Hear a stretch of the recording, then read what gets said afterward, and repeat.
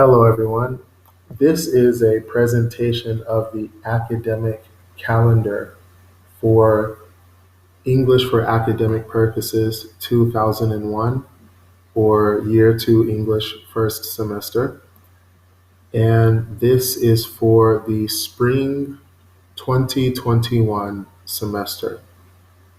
I just want you to not watch this video if you are not taking this course because that's all this video is going to explain.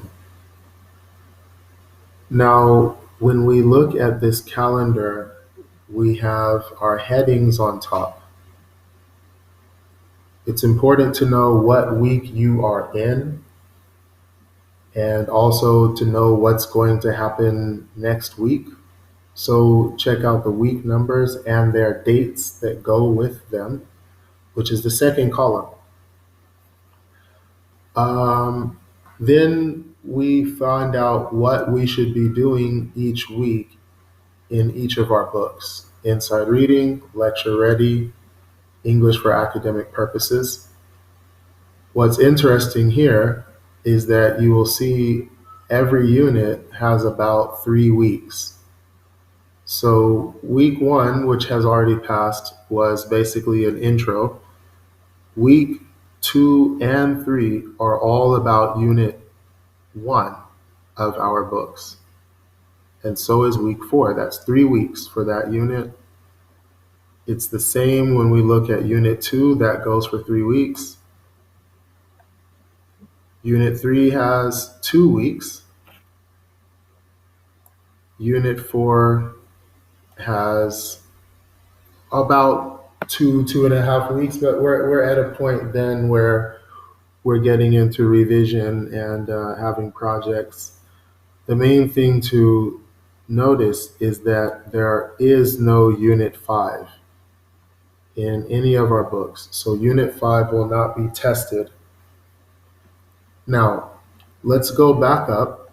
And in addition to what we already noticed, obviously, we also saw that there were some weeks highlighted in different colors.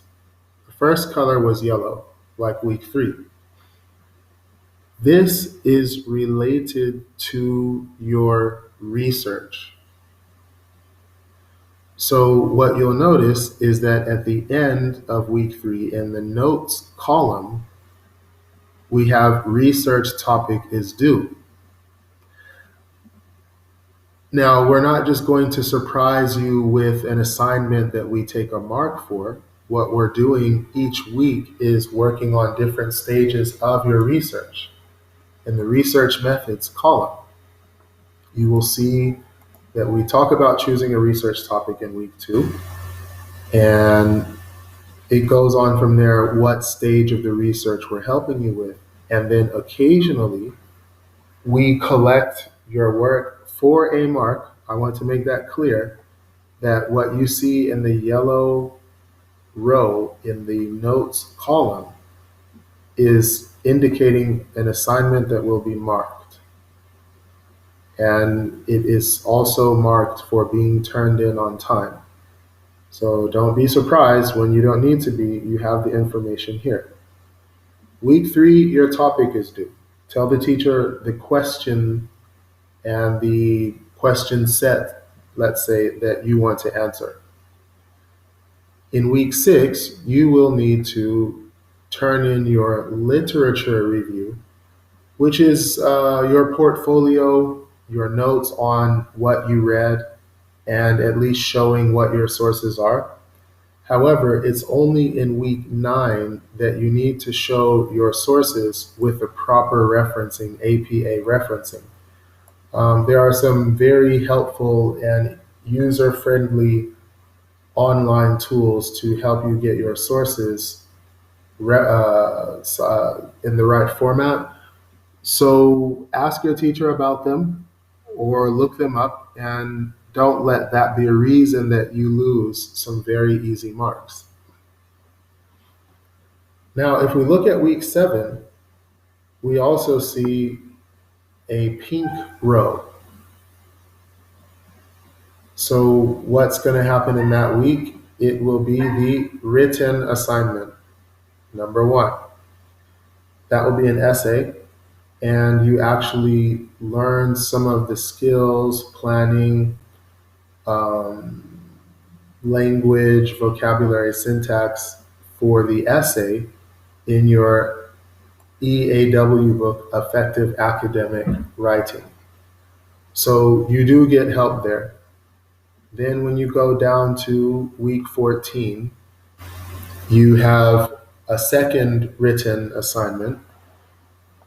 That's after classes have ended because classes end at week 12. Now, let's look at week 13 where it says presentations. Technically, this row could also be yellow because this is the end, the culmination of your research. You present it. We see the question that you want to ask all the way back in week 3. 10 weeks later, 2.5 months later, you show your findings. What answers did you find to your question? Okay, so that's basically the fourth graded part of your research, the presentation. As I said, classes end in week 12. Then you have your presentations. After that, the second written assignment. And then we go into the finals, like your speaking test, which will be you with another classmate, and you will be talking together. Well, first you will talk separately, and then you have a conversation together about some academic topic, something that you would have read about in one of our textbooks. There is, after the speaking test in week 15, there's a week 0, which is a study week, and then final exams begin, meaning everything will be over by the 1st of July. I want to go back to one thing, and that is concerning week 11. The Eid holiday, Eid al-Fitr, should be around the 12th or 13th of May. If so, then something in the week 11 and perhaps also week 12 schedule will have to change. Of course, there has not been an announcement as of the making of this video, but I think it's important to point out, fortunately, we don't have any major assignments or exams in week 11 or 12, so it shouldn't cause a big disruption for us. But it's good for you to be aware of that fact. And of course, as Ramadan is ending in week 11, we could say that Ramadan is basically starting in week 8, roughly.